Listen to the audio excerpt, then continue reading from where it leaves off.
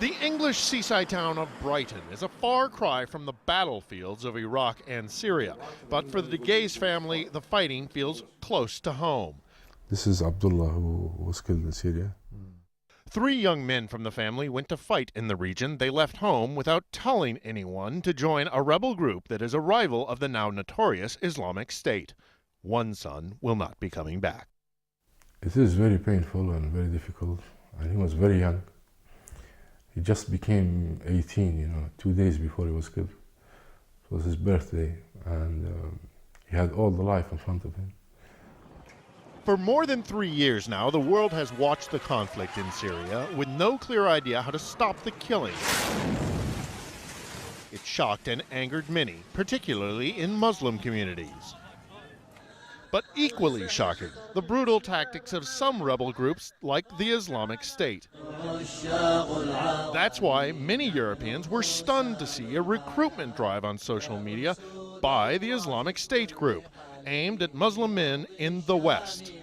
My brothers living in the West, I know how you feel when you feel depressed. The cure for the depression is jihad fi sabilillah. For those who monitor these radical groups, there is a real concern that fighters like those of the Islamic State group, which is also known as ISIS, could come back battle-hardened with new skills and a grudge. If ISIS is defeated and many of the individuals are forced to return to Europe or the UK, I think it's conceivable that, especially if Britain and America play a role in defeating them, that they'll come back to attack the home countries, if you like.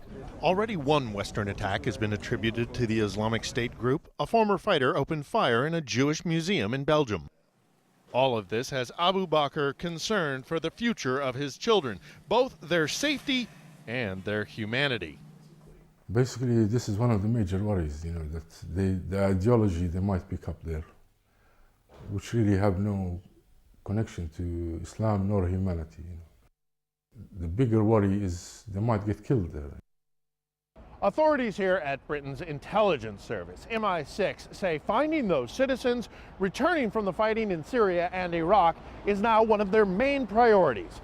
And with most European passport holders also having visa-free access to the United States, for American Homeland Security, finding those fighters is also said to be top of their list.